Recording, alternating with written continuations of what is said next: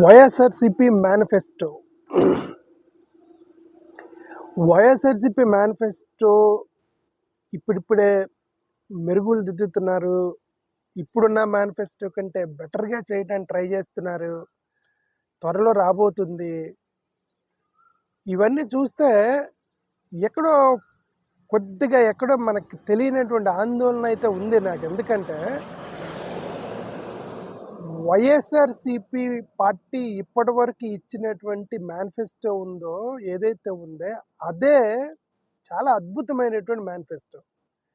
2019లో జగన్మోహన్ రెడ్డి గారు ఇచ్చిన మేనిఫెస్టోనే అది అద్భుతమైనటువంటి మేనిఫెస్టో. ఆ మేనిఫెస్టోని ఇంప్లిమెంట్ చేయడానికే 99% జగన్మోహన్ రెడ్డి గారు దాని మీద ఇంప్లిమెంట్ చేస్తూ సంక్షేమ కార్యక్రమాలు నడుపుతుంటేనే రాష్ట్ర బడ్జెట్లో చాలా అమౌంట్ కేవలం ఈ సంక్షేమ పథకాలకే వెళ్తుంది, డెవలప్మెంట్ జరగట్లేదని చెప్పి ప్రతిపక్షాలకు ఆయుధమైంది. అది ఫేక్ ప్రచారం చేసుకుంటూ వచ్చారు. డెవలప్మెంట్ అనే బూచిని చూపించుకుంటూ వచ్చారు వీళ్ళందరూ. బట్ ఎనివే, ప్రజలు డిసైడ్ చేస్తారు ప్రతిపక్ష నాయకులు ఏం చేస్తారు అనేది కాదు. ఎలక్షన్స్లో ప్రజలు డిసైడ్ చేస్తారు. బట్ ఇప్పుడు ఇచ్చినటువంటి మేనిఫెస్టోనే 2019లో ఉన్న మేనిఫెస్టోనే అతి పెద్ద మేనిఫెస్టో. అది చాలా పగడ్బందీగా పేదల పక్షాన నిలబడేటువంటి మేనిఫెస్టో అయితే ఇప్పుడు దానికి ఇంకా మెరుగులు దిద్దుతున్నారు జగన్మోహన్ రెడ్డి గారు. అంతకంటే పర్ఫెక్ట్గా చేయడానికి ట్రై చేస్తున్నారు అని చెప్పేసి న్యూస్లో చూస్తున్నాను. But I'm also waiting for manifesto. ఎలాంటి స్కీములు పెడతారు, ఎలాంటి ప్రామిసులు చేస్తారు జగన్మోహన్ రెడ్డి గారు అని I'm also waiting for it. Okay, but ఇప్పుడున్న దానికంటే ఇంకా బెటర్గా అంటే అది ఇక సాహసమే. జగన్మోహన్ రెడ్డి గారు చాలా సాహసం చేసినట్టే. పేద ప్రజలు ఇప్పుడే జగన్మోహన్ రెడ్డి గారు ఇచ్చిన సంక్షేమ స్కీములు తీసుకునే వాళ్ళే 99 to 100% ప్రజలు జగన్మోహన్ రెడ్డి గారి వైపుకే ఉన్నారు. మిగతా మేబీ ఉన్న 1% 2% ప్రజలను కూడా మళ్ళీ జగన్మోహన్ రెడ్డి గారు ఆకట్టుకునే విధంగా మేనిఫెస్టో తయారు చేయటం అంటే అది చాలా మైండ్కి పదును పెట్టాలి, తెలివికి పదును పెట్టాలి, రైట్. బడ్జెట్ చూసుకోవాలి. అసలుకే జగన్మోహన్ రెడ్డి గారు అందరిలాగే నేనేదో నా ఇష్టం వచ్చింది చెప్తాను, మేనిఫెస్టో ఇస్తాను, రైట్. ఆ తర్వాత ముందు ఎన్నికలు అయిన తర్వాత, ఎలక్షన్ వచ్చిన తర్వాత చూద్దాంలే అనేటువంటి రకం కాదు ఆయన. నేను చేయగలిగితేనే చెప్తాను, నేను చేయగలిగితేనే నేను మేనిఫెస్టోలో పెడతాను అనేటువంటి అది ఒక మొండి వాదన తీసుకున్నాడు.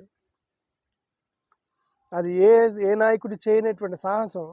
ఒకటి, మీకు నచ్చితేనే నాకు ఓటేయండి, లేదంటే నేను చేయగలిగిన మేనిఫెస్టోలో పెడతాననేటువంటి ఒక నిజాయితీపరుడైనటువంటి జగన్మోహన్ రెడ్డి గారు మేనిఫెస్టోని తయారు చేయటం అంటే అది కత్తి మీద సామం. చంద్రబాబు నాయుడు గారు లాంటి వాళ్ళు